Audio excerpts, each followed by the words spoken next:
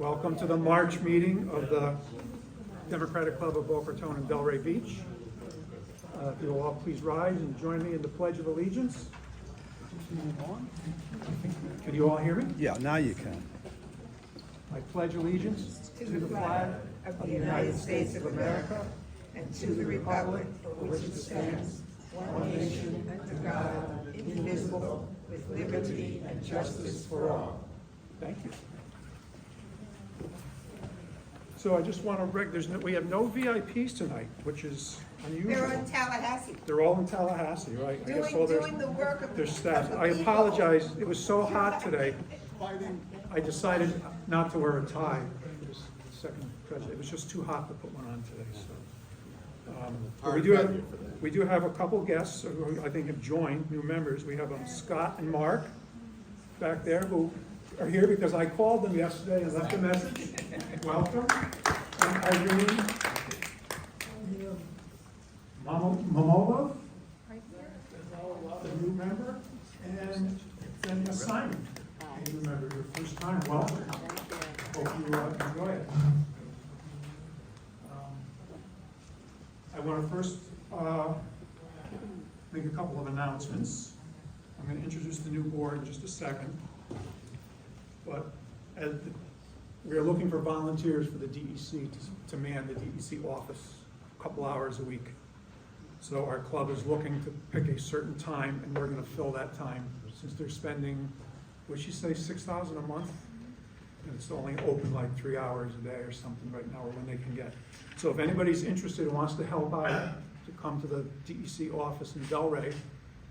What are the responsibilities? It's basically just answering the phone and taking messages so that when someone calls to inquiry, they don't get an answering machine all the time. Is there like a booklet of information? I think there would be. There'll be a There'll training.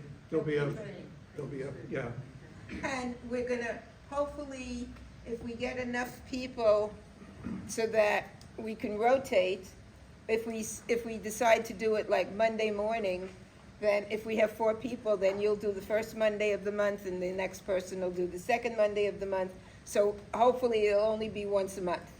Ron told me that if you don't volunteer, he's gonna pick the volunteers, so you better start You don't volunteering. wanna do that. I'll probably take a shift, I'm sure. And then another announcement I want to make, because there's always like, grow the club, like, why is it? So I'd like to bring some new people in. It was my idea, and the board went for it. But we're going to have sort of a lottery, and you all know people, you all know Democrats.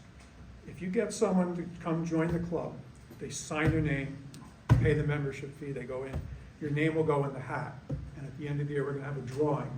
And we decided that your prize will be a free dinner at our luncheon, a free lunch next year at our annual luncheon in August. It's August, right, next year. July or August. July or August, so you get someone to sign up, like you were referred to, we'll put your name in the hat, at the end of the year, we're gonna draw the name out, and you're gonna get a free lunch. You get one entry for every member. One, right, you bring in 2 members, your name goes in twice, it'd be like a weighted lottery system. So you have your marching orders, you know people, you know Democrats, get them in here, we need the help. Do we have to declare that to IRS? No, I don't think so. No. But I'm not a tax attorney.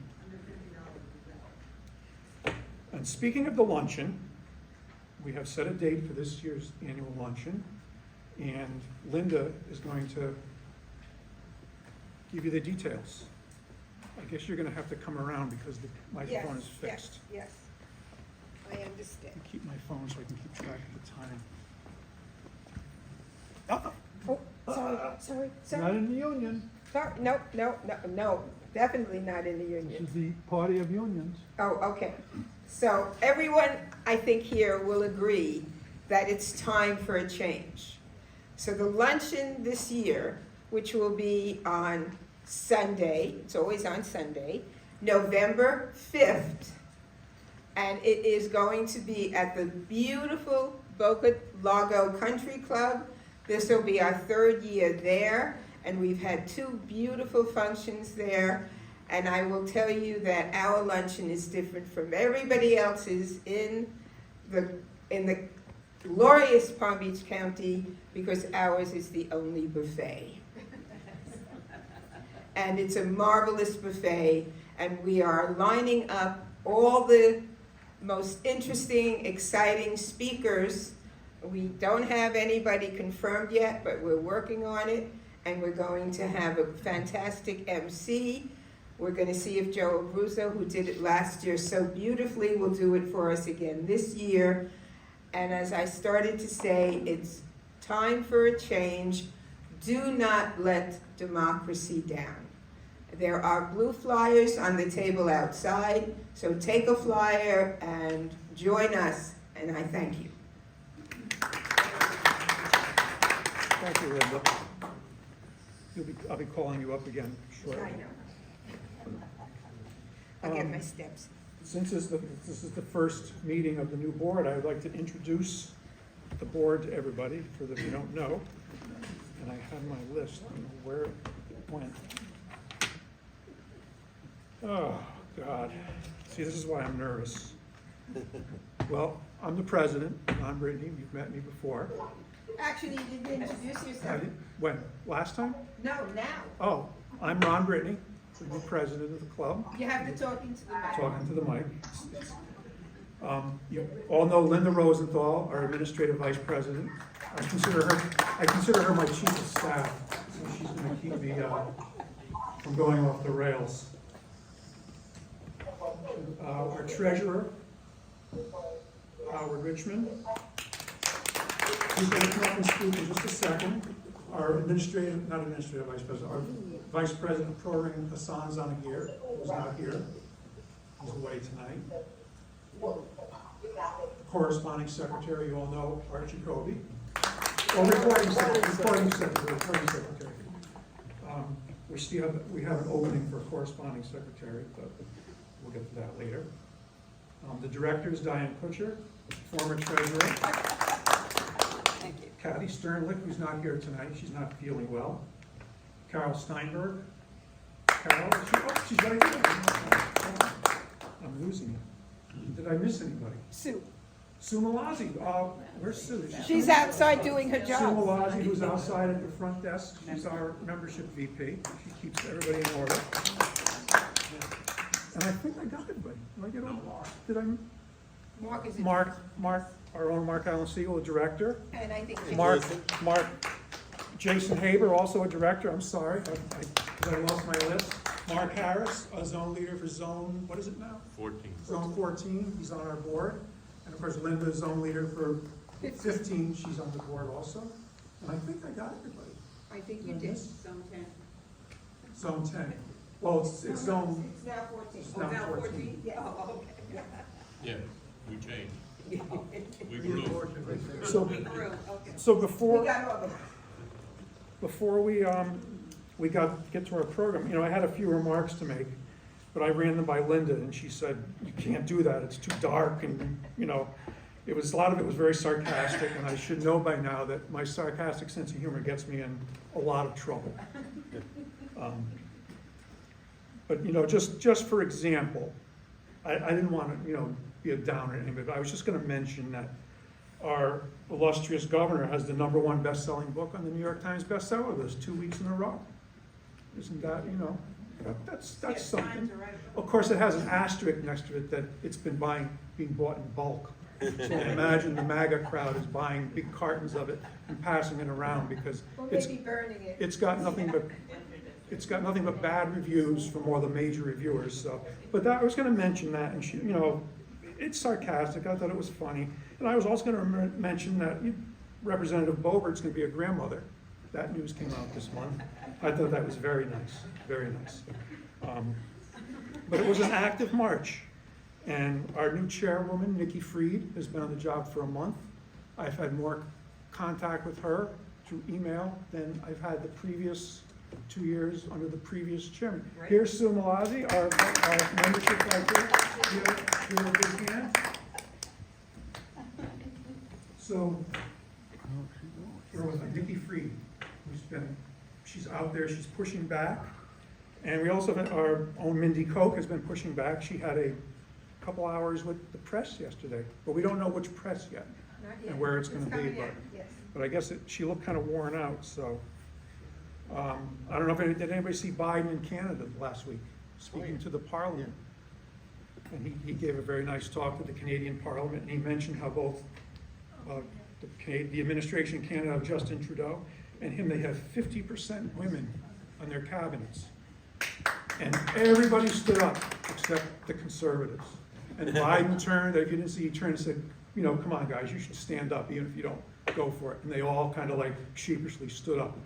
So for a man who doesn't really have it, he's pretty quick with a joke. And it was also, you know, a bad month. We had some bad news yesterday out of Nashville.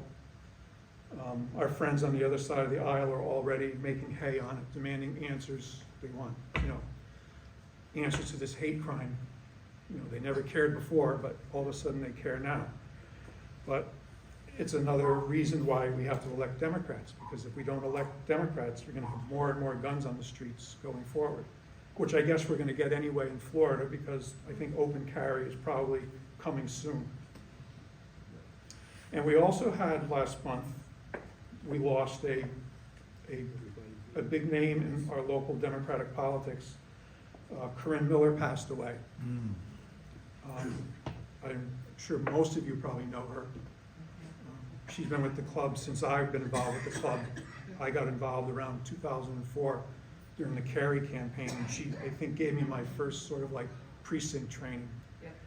And she was a fireball. I mean, she did everything. She knew the school board, she knew all the amendments, she knew all the judges. If you had a question, she knew it, and she did everything. And she's leaving a big void in local Democratic politics.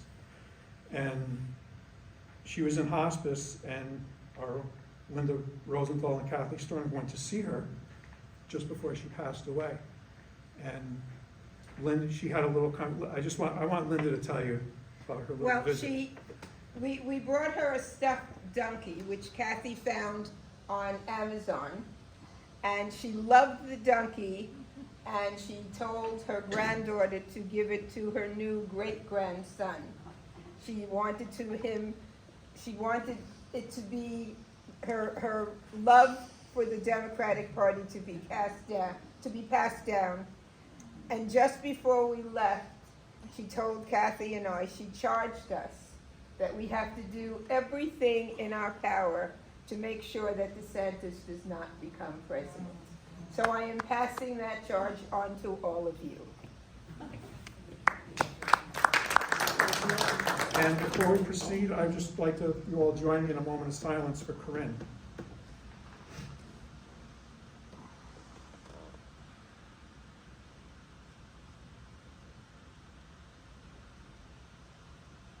Thank you. She will be missed, believe me. I'm going to miss watching her joust with Linda at the board meetings. It was always funny. So, going forward, our program tonight, because you know we have Nikki Fried as our new Florida chairwoman. And I hear a lot from people like, what are the Democrats doing? My wife says to me all the time, what are you guys doing? When I told her I was elected president, she said, are you going to make any difference now? Are you going to, you know, we'll do what we can. But there's changes afoot. And I know that there's, you know, going back to the primary, there's, you know, Nikki, I heard her speak a few times. I like her a lot. I wasn't sure about the chair, who I felt as chairperson. You know, pretty much whoever they pick is fine. She won on the first ballot, and like I said, she's making a lot of noise already. She's getting much more communication. She's filling a lot of spots in the party, and she's pushing back on what's going on. But I think one of the problems, and you know, Mark will go into it further, that there's problems with the Florida Democratic Party. And I read things online where people complain about, you know, the Florida Democratic Party is gone, that, you know, and I think a lot of our problems stem from the history of the party, and a lot of things are holdovers from a different era.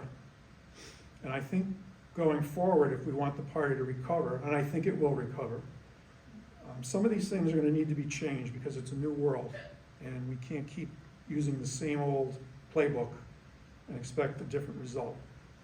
So, I'd like to introduce our own Mark Alan Siegel to come up, and he's going to explain to you some of the changes they'd like to make, and probably some of a little bit of the basic history of the Florida Democratic Party.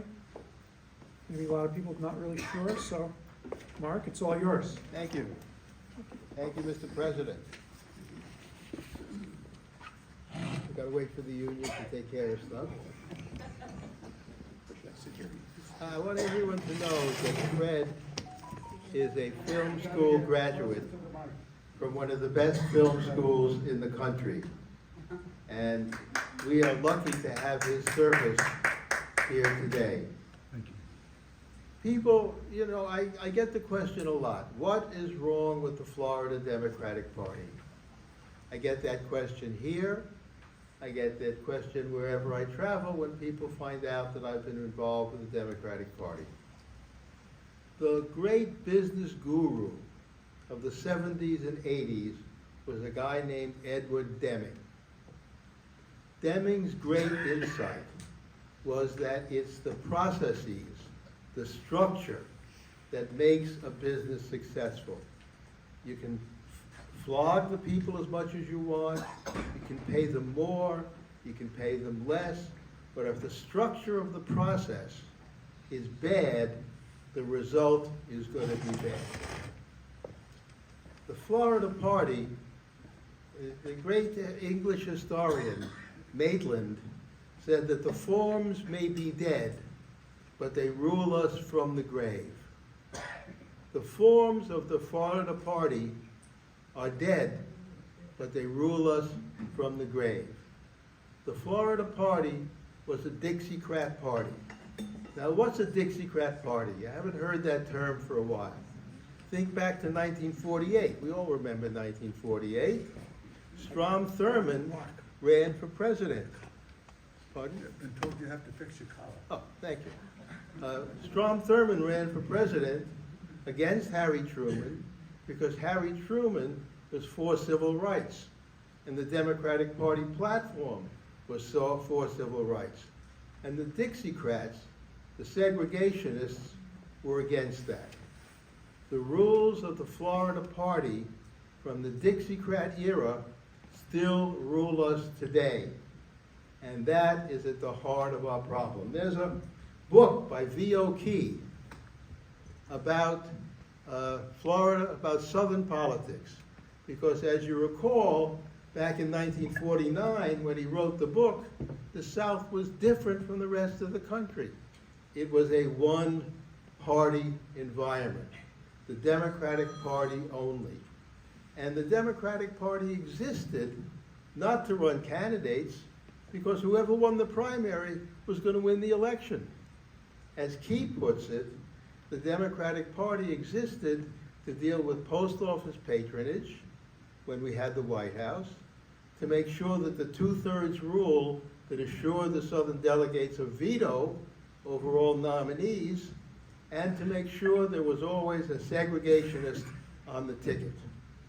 And if you look at the Democratic record from Thomas Jefferson down to 1968, there was always a slave owner or a segregationist on the Democratic ticket.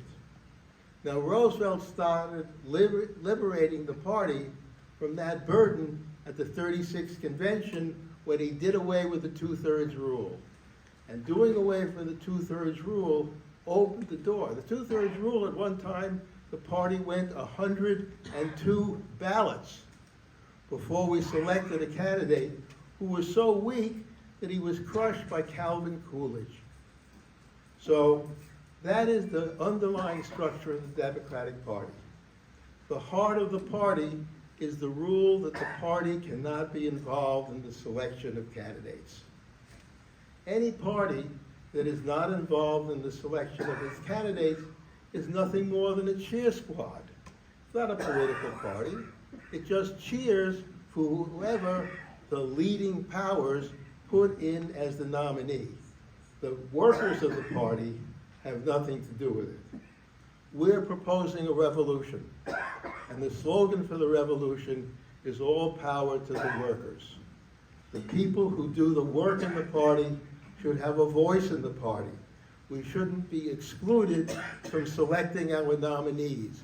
We shouldn't be excluded from telling our neighbors, based on our experience, who the best nominee, who the best elected official would be. What are we going to do to change that?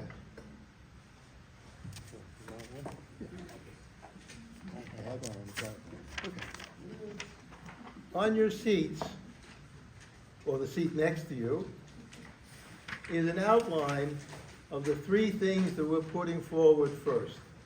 Your executive committee has endorsed these proposals, and at the end of the presentation tonight, we're going to discuss what we're going to vote on, urging the other clubs and the county party and the rest of the state to adopt our proposals. There are basically three proposals. Is this a complete and total change?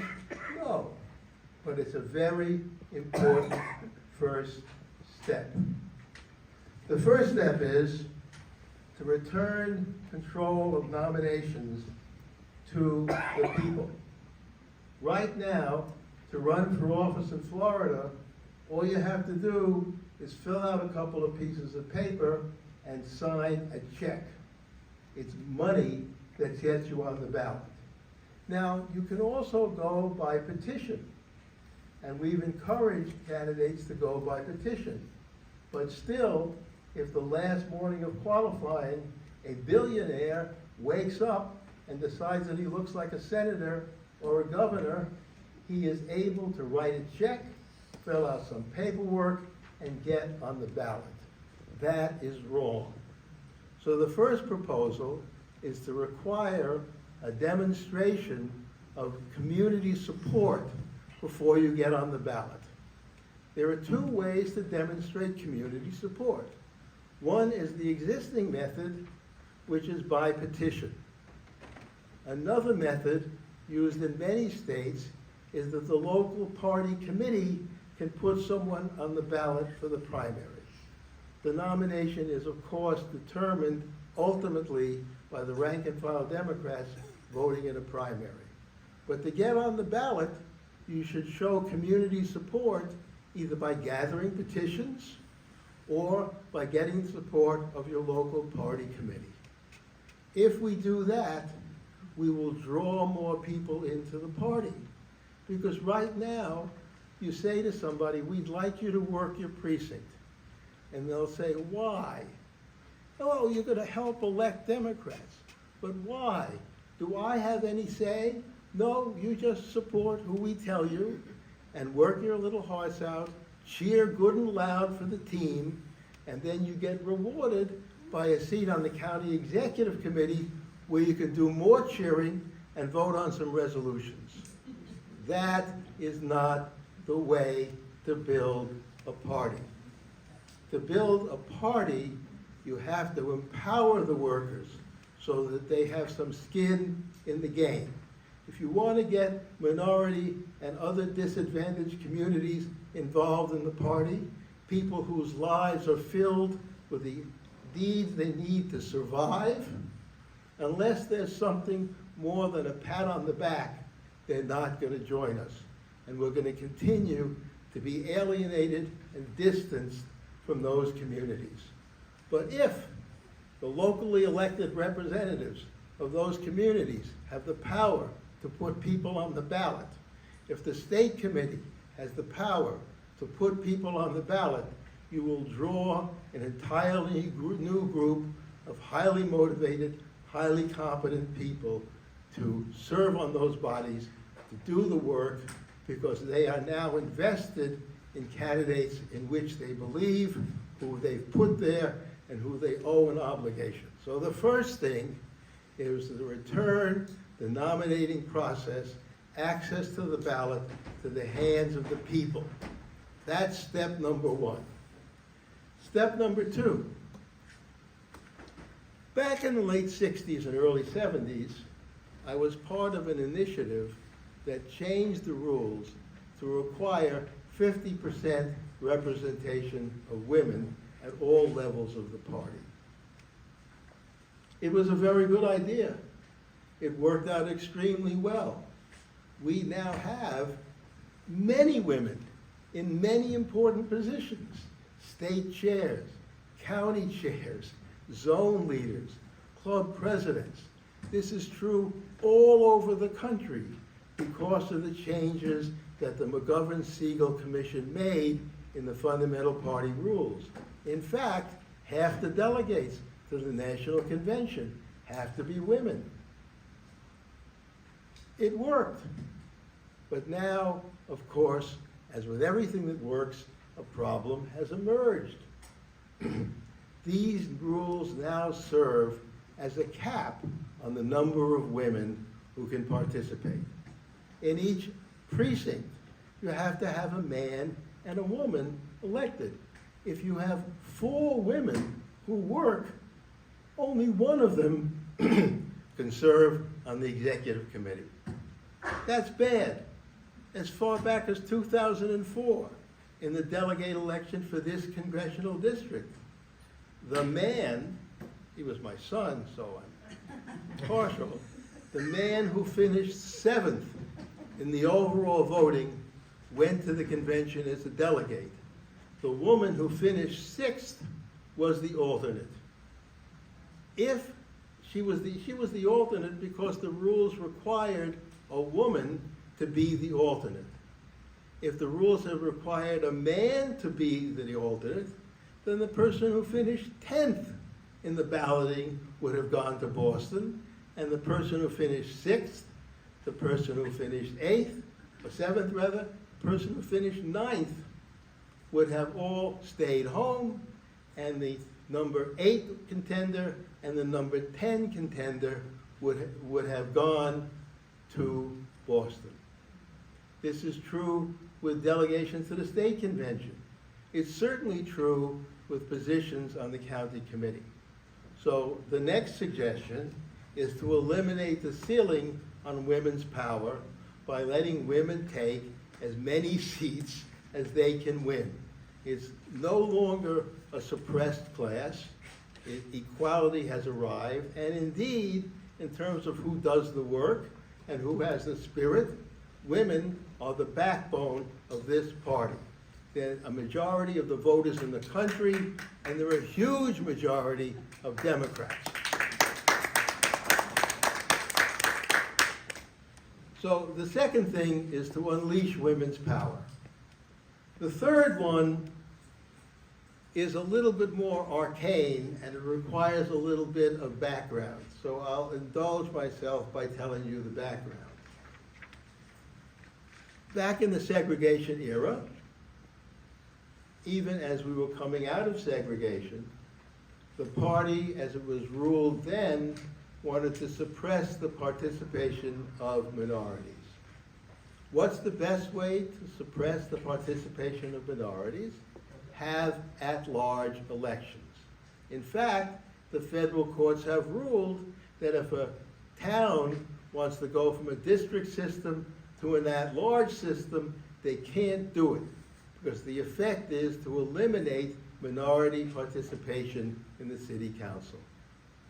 So, the state committee consists of 2 people, a man and a woman, from each county.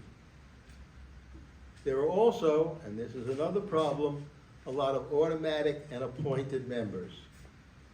But getting back to the elected members, you now have a system because of the weighted vote.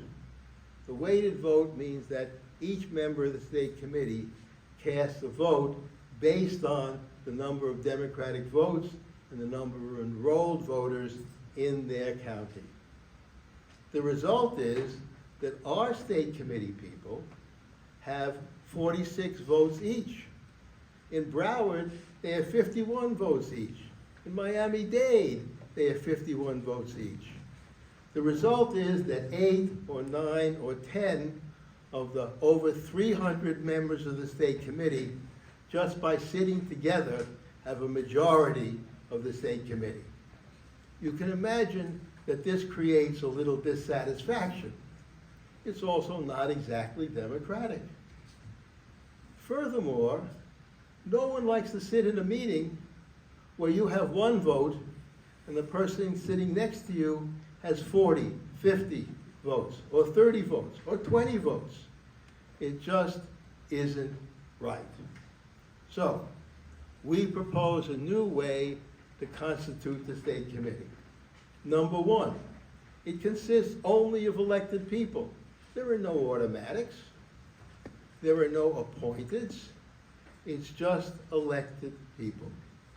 Second, rather than making the selection by county, we propose to make the election by state house district or part thereof, because some state house districts cover more than one county. So if the state house district is in 2 counties or 3 counties, each county would elect its own representatives. The current proposal is to elect one person from each district. If people want to preserve the 50-50 balance and elect a man and a woman, there are many respectable states that do that. But the important thing is to have them selected by House district and to have them elected in the primary rather than by the county executive committee. What are the advantages of that? Number one, if you hold the election on the same day as the presidential primary, you'll get people on the state committee who are committed to the current flavors leading the party. Second, if people have to run in a primary to get their state committee seat, they will build an organization to win. Once you build an organization to win, then you can take that organization and start to win general elections, because you have people who have gone through it, who have run a campaign, who know their neighbors, who know what they're doing. That's a tremendous advantage. The third possible advantage from this relates to the National Convention. Right now, Florida is one of the few states where the state committee does not select the at-large delegates and the members of the National Convention committees, the Rules Committee, the Platform Committee. These are important bodies where important things take place. They're selected, in essence, in Florida, and I know because I've been subjected to it, by the presidential candidates themselves. That's wrong. The state party should be selecting the people who represent it on the committees and as the at-large delegates for the National Convention. If we purged the state committee of all the automatics and appointeds, that body remaining of solely elected members would be qualified to elect the National Convention delegates. Now, how would these state committee members vote? The weighted vote is a constitutional necessity. People who represent 50,000 Democrats should not have the same throw weight as someone who represents 5,000 Democrats. We had that, as some may recall, in the city of New York. The Board of Estimate, which was sort of the upper house of the New York City legislature, had one member from Staten Island and one member from Brooklyn. You don't have to be from the city to know that Staten Island and Brooklyn have grossly different populations. But yet, they had the same vote on the Board of Estimate. This fell when one person, one vote finally reached the city. So the weighted vote, since all the districts are equal in population, but they're not equal in democracy, the weighted vote is a way to reflect the differing numbers of Democrats in each county now, hopefully House district in the future. So there will still be some disparities. Some people will have 5 or 6 votes. Some people will have 1 vote. The proposal I'm making is that you get 1 vote for every 10,000 votes cast for governor, divided by 10. So if you got, and round it up. So if you got 12,000 votes for Charlie Crist in your State House district, you would get 2 votes at the state committee. Or if there were 2 people, they would get 1 vote each. The disparity then, rather than being 40 or 50 or almost 60 to 1, is probably no more than 4. Perhaps in one case, there'll be a 5, maybe even a 6. We should do so well in the governor's race that we get a couple of 6s. But the point is that you no longer have a half dozen people who cast the majority of the votes on the state committee. That's just not wrong. It's intolerable to the people who sit there. Now, will the big counties potentially still have the biggest throw weight? Sure. But it's different when you have 6 or 12 people casting their votes rather than 1 or 2. And hopefully, the county will develop a process where people consult together. And if they happen to come to the same conclusion, I hope, it'll be terrific. But the point is, it's no longer one person casting 56 votes, or 59 votes, or 40 votes. It's one person casting a handful of votes.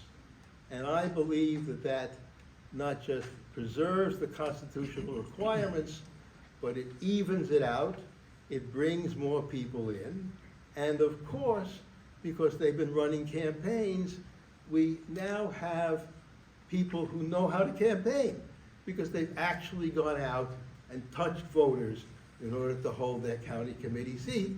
They don't have to just talk to a couple of hundred Democrats. They have to talk to a couple of thousand Democrats. They have to get their friends and neighbors to help them, and that's how you build an election organization. So, the final reform is the one that's on the agenda first, because the state committee is now in the process of dealing with the weighted vote. The solution so far, I must say, I feel are very foolish. One, they get rid of the weighted vote and every county casts the same vote. That is flat out unconstitutional. The other way is to have the executive committee elect 18 people, because that's what's necessary for Palm Beach to be fairly represented. That becomes almost an impossible task. But most important, if we want to build a party that is meaningful, we have to empower people. You empower people by giving them a voice in the access to the ballot. That's the key proposal. That's why it's first. Because the culture of Florida is everything revolves around what I call the lobbyist consultant axis. You want to run, you want to hire somebody, the first thing they ask you is how much money can you raise? That should not be the first question. The first question should be, what do you stand for? What are you going to vote for? Now, to be perfectly honest, the lobbyists and the consultants will ask that question too. But they're expecting, I suspect, what we would consider the wrong answer. The right answer is the answer that appeals to the voters when you're standing at their door asking for their signature to get on the ballot.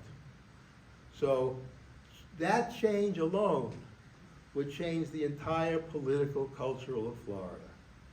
In V.O. Key's book on Southern politics, the chapter on Florida is called Every Man for Himself. This disorganization and internal fighting made Florida the worst of all of the Dixiecrat states, because in some of the other states there was a semblance of organization. Down here, nothing but chaos. A group called the Pork Chop Gang, based in the Panhandle, ran the legislature for decades. In fact, The reason the Republicans control the legislature today is that during the 1992 reapportionment, the Pork Chop Gang refused to give any recognition to the state's black population by drawing districts that united them rather than cutting them apart so that white candidates could continue to get the nomination. The Republicans went to the black members and they said, hey, vote with us on a reapportionment map. We'll give you representation. And they did. They also gave themselves control of the legislature from 1992 down to today. Now, the party has left behind those racist roots. We are now one of the most forward-looking parties in terms of policy in the country. But the deep structures that were the basis of the Dixiecrat Florida Party still rule us. The same shibboleths that we have to stand on the sideline until the nominees are handed to us, and then we gotta cheer our asses off and do all the work, having had no participation in the selection of the candidates. Not only is that wrong, it clearly doesn't work. So, if we empower the precinct people to put people on the ballot, if we empower the state committee to put people on the ballot, all for a primary, always with the open door of petitions, but if we do that, then the party will be more than a cheer squad. It'll be the engine of progress. It'll move the state forward. It'll give us candidates who have won and therefore will win. The proposal tonight is that this club follow the lead of its executive committee and endorse these proposals. Last night, I presented this material to the club presidents. Our leadership, once we've endorsed these proposals, as I hope we will go and proselytize with the clubs and the caucuses in the county to get them on board with these three proposals. That will mean that hopefully the county executive committee will get on board with these proposals. Palm Beach has a long history of leadership. We have set the tone. As our tone has faded, the rest of the state has collapsed. We need to lead the structural changes that will turn the Democratic Party into something more than a cheer squad. We will make the changes that will turn the Democratic Party into a political party that has a voice in selecting its nominees. If we want to reach out to minority communities, the best way to do that is to give them power. We don't have patronage anymore, but we do have power. And if you say to the person who's working 2 jobs and trying to get their kids through school, if you join the executive committee, you will have a say in who the elected officials are. That will bring them, I believe, that will bring them in. I've seen it work in Harlem, when the reform movement reached out to Harlem and said, you tell us who your leaders are, and we're gonna back them. And as a result, Harlem became a stronghold of reform. We were able to change the way the judges were selected. We were able to change the nature of the legislature itself because we empowered people. If we want to turn the vote out in the communities of color, in the other underserved communities, we need to empower them, not to pander to them by going to a block party with a nice booth. Even if we show up at a block party every month, it's not the same as putting power in the hands of people. So, these are our proposals. I'm happy to answer any questions. I'm happy to hear declarations of support. And the motion before the body, as put forward by the executive committee, is that we embrace these proposals and we promulgate them and promote them to the other clubs and to the county executive committee and lead the state once again to a better, stronger future.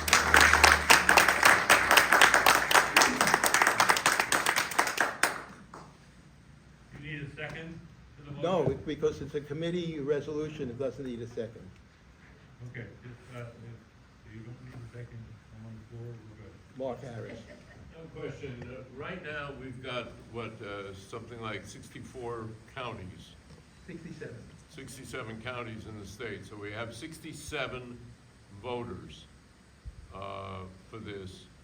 And what you're proposing is 120 voters, which is the amount of House districts. Well, you have 2 from each county, Yeah, and then you have, in addition to the 2 from each county, you have a couple of dozen automatic or appointed members.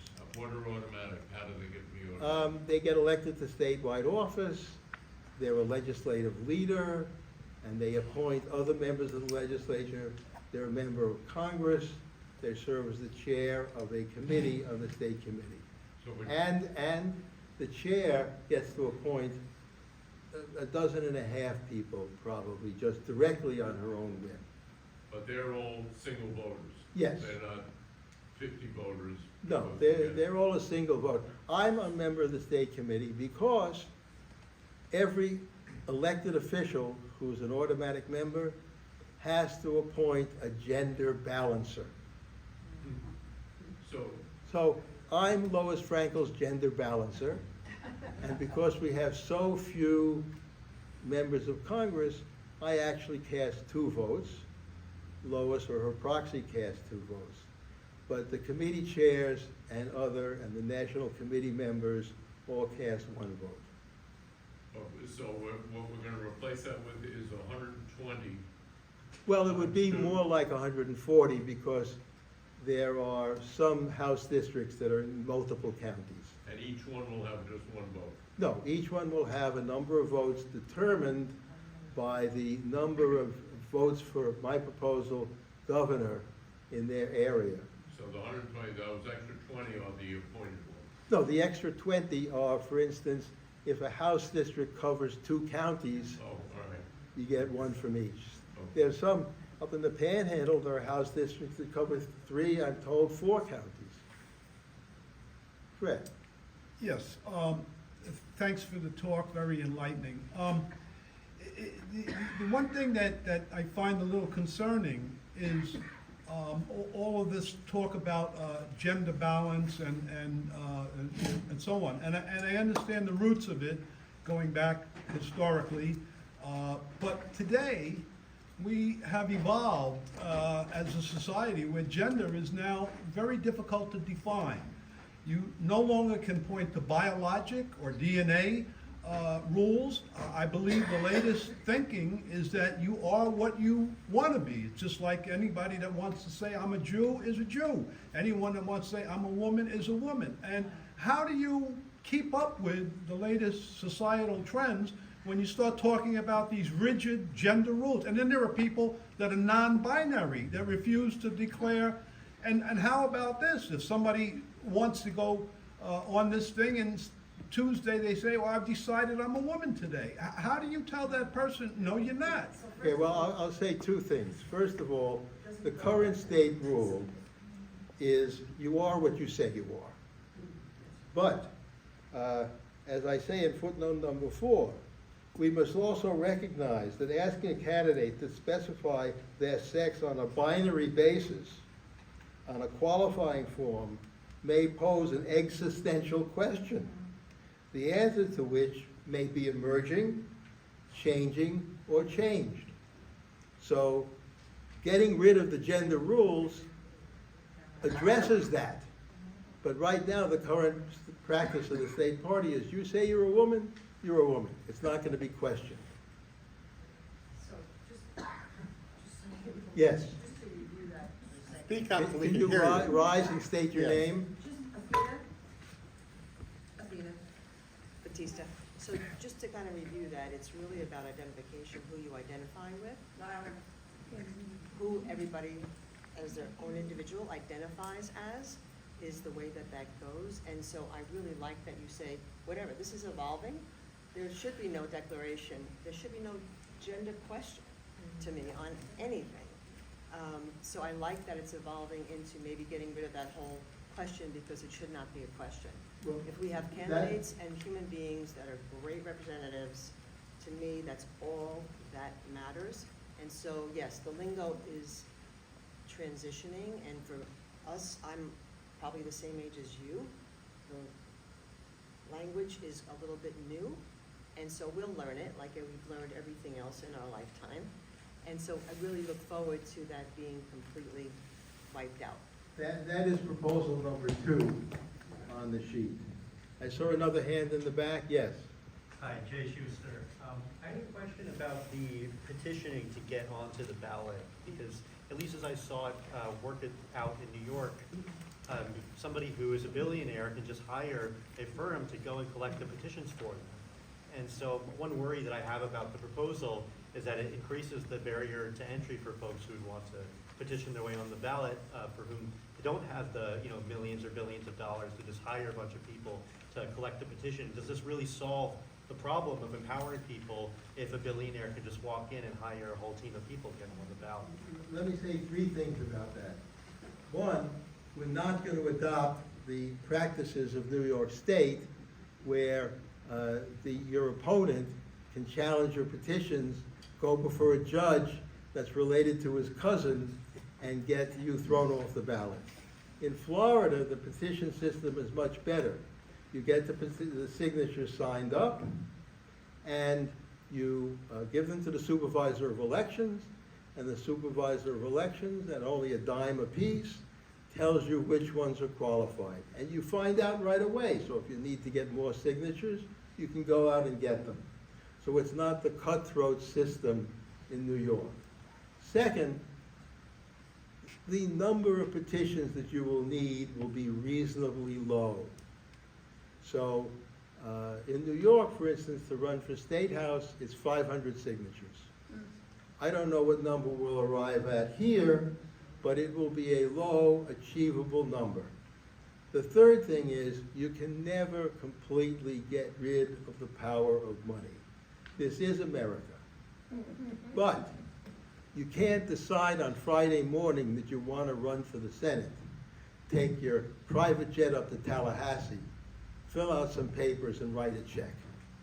It takes time, even for paid workers, to get petitions, to get them submitted to the supervisor of elections, to get them approved. So if the billionaire wants to run, he has to start a lot earlier than he does under the current rules. Yes? Howard Richmond, well, first of all, I rise in support of your plan, because I think it's tremendous. And this is real grassroots politics, okay? Because Mark is here at this club, it's a local club, and if he can get traction, we get traction to the other clubs in Palm Beach County, and then Palm Beach County has a voice, and then it goes up to the state, and that's the way it's supposed to work. So, yeah, I come out of Connecticut. I have a long history of politics in Connecticut. And when I got here and learned some of the stuff, the way it goes on, it just blows my mind away. Because where I come from, in order to be on a ballot, you had to be nominated by your party, whether it was the local town committee, which is what they call, or, for Congress, the 4th Congressional Committee. So there was none of this stuff buying in on the ballot. So I just think I'm also on the executive committee of this club, just in full disclosure. But I think it's the right thing to go. I think it's the right way to go. If you don't start here, it's never going to happen. So I'm in 100% support. Thank you.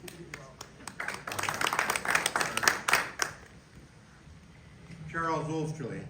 Another thing with this is I think this provides a vehicle and a process. We're all talking about getting younger people into the clubs and so forth. This provides a process to get younger people involved in the politics as well. I'm originally from Michigan, and I tell everybody the story. I remember when Debbie Stabenow was a local county commissioner in Eagan County. She was just starting out, she was young, and she's risen all the way to a U.S. Senator. And that's how you do it. You get young people involved. They see that they have a step in the door, they can get on that stairway and work themselves up. And this is, and again, with Howard, rise in support of this for that reason. Over in the back, did you have your hand up? No, I was just clapping. Oh, okay, it's hard to tell from up here. I was agreeing with it all. Yes, I'm hearing only positive comments. Why don't we call a question? well, there's one more comment. Because it's getting late. A couple of more positive comments. There's nothing wrong with that. So, I just have to say that what I've learned tonight was like a master class, and so appreciate it.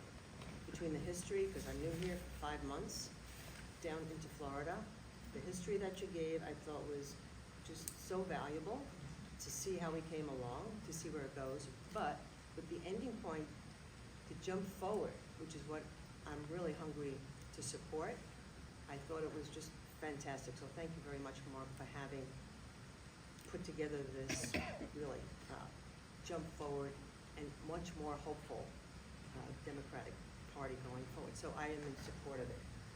Thank you. Yes, My name's Ethan. Just a question, is the proposal formal or is this informal in the sense that, will this be the actual wording that is sent up and passed forward that would be released for other people to look at? and at a certain point, these are concepts. At a certain point, I'm gonna have to write rules for the state party that embody these. That's what will be put before the Rules Committee. They're contemplating a meeting in May. I will be generating, once we get support from other clubs and from the county, I'll be generating the actual rules amendments. But if you have a specific question or proposal, please come see me. I do have a question now. Oh, great. What is your name again? Mark. Mark, Mark Alan Siegel is my trade. Mark Alan Siegel. Thank you. my Just wanted trade. to know who you were. I missed it in the beginning. Tell me who you are, Mark. Yeah. I'm Mark Alan Siegel, Yeah, that's who well, I am. I'm a member of the board of this club. No, I just wanted to have a name to go with all of this. Thank you. Yes, sir. Yeah, just one other quick question. Are there other or what are the other states that use the system that you're proposing here? I may New York uses a petition system and a state convention system for state convention statewide nominations. Under the rules, if you get a majority, you're the nominee. But if someone gets 25%, they can challenge you in a primary, and anyone can go into a primary by petition. Some states, like Connecticut, it's only the party committee.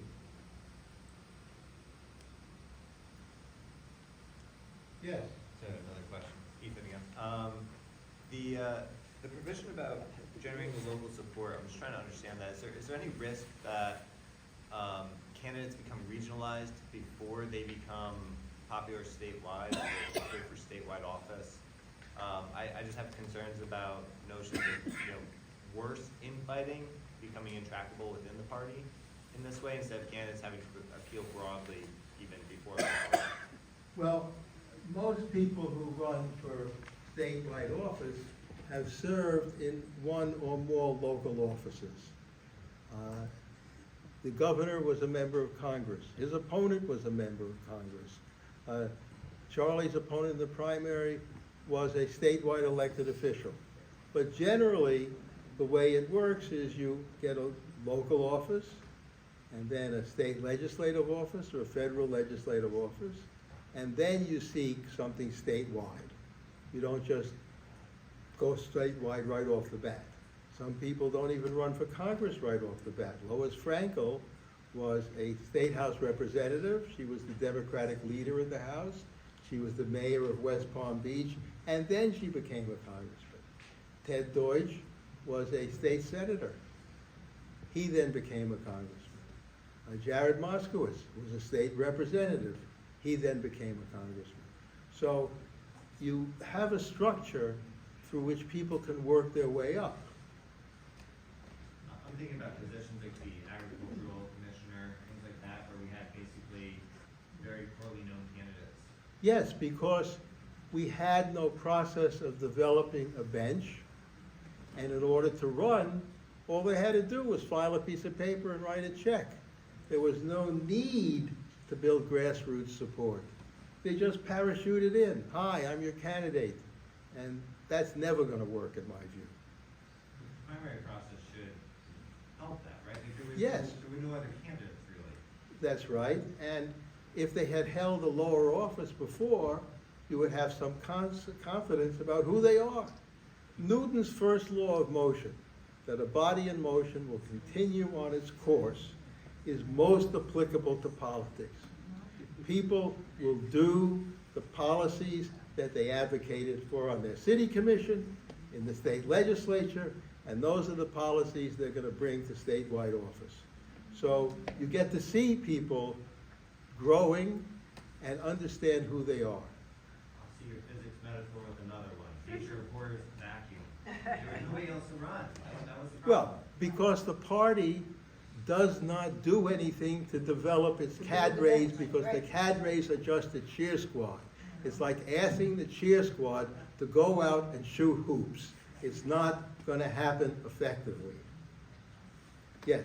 I'm also originally from Connecticut, was very involved with Hines, Murphy, Fairfield Democratic Town Committee, so I've been there. Well, what we had in Fairfield is we had a cadre of young people who the candidates and the workers all helped train and develop, so that they have all started to now, as they've gotten into their 20s, starting to run for minor office or work with different elected officials, so that we have younger people ready to move into those positions.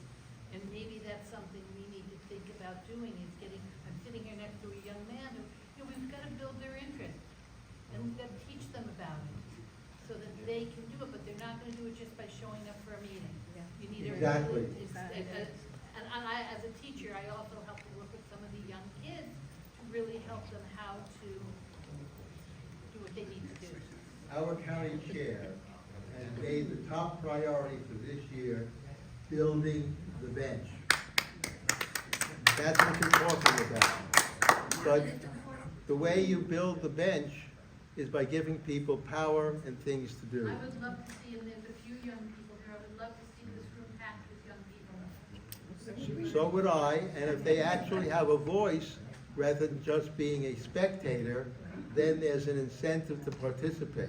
But I also found, at least I was doing it, they needed to learn. They were Yes. interested, they wanted, and then as they learned, they really grew into great positions. I'm a big believer in on-the-job training. If you have people who work their precinct, they'll know how to work a town. If they know how to work a town, they'll know how to work a state house district. I'm getting told that we need to wrap up. Do we want to vote on this? Yes. All those in favor of this proposal? Aye. Aye. Anybody opposed? Looks like it's going to advance. Okay. Thank Thank you you. all very much. Before you all run for cake, Howard Richmond, our new treasurer, just wants to come up and speak for a moment. And then don't go, because I just have one more thing to tell you before we finish up. And then you can have cake. So I don't move the microphone, right? Hi, couple of things. You want the campaign smile too, right? So I'm the new treasurer. Thank you for those of you who elected me last month. I'm gonna try to tighten things up a little bit here, as Ron and I have talked about. First of all, we're very healthy financially. If you want the number, I'll give it to you. Come over on the side. I don't want to broadcast it.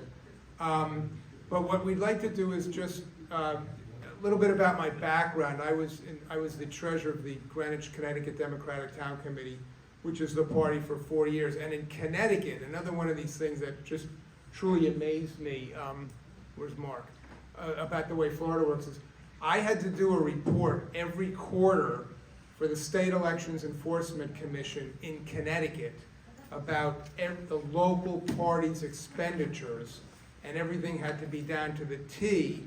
And if something was wrong, I was liable personally for for a $100 fine. So, having said that, it's not like that here, but I'd like to try to tie things up a little bit more. So going forward, it seems we have people who just go out and spend money and then come back for reimbursement. Well, it kind of like doesn't really work well. So we're going to try to make it, if you need to make an expenditure, it has to be cleared through me or Ron.